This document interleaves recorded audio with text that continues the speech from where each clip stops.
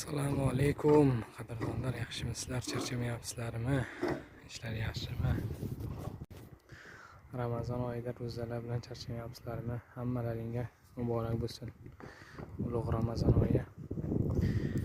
Bu videoni olishimizdan kichkinagina maqsadimiz bugun shunda boylarning hayotiga havas qilib qachon boy bo'lar ekanmiz deb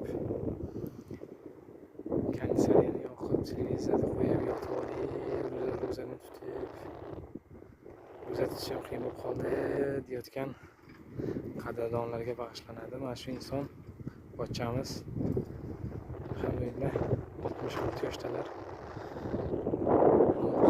Mehnat qilyapsizlar, pochcha sizga nima zarar, maza qilib davom etsin desam yo'q deydilar. Qilish kerakda, ishlash kerak deydilar. Boylar haqida negativ fikr bildiradigan qadrdonlar, boylarni hayotiga havas qilayotgan qadrdonlar, boylarni yomonlashni o'rniga mana o'rnak olish kerak. Oldin boylar qilayotgan mehnatni qilib ko'rish kerak, keyin chiroyli xulosani o'zingiz chiqarib olasiz. Xudo xolasa videoni davomiga bir uylarni ko'rsatib o'taman.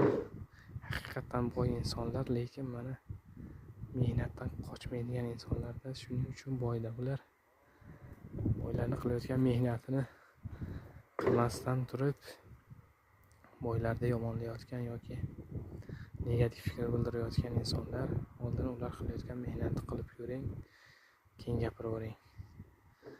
Xolos o'zingizdan bir uylarni qilib qo'yib ketaman orada. Xudo xolasa manfaatli bo'ladi degan umiddamiz. Charchamanglar, panohda bo'linglar. Bu shu sariq naryoqdagi uylari. Mana savdo do'konlari. Shundoqqina masjidning orqasida.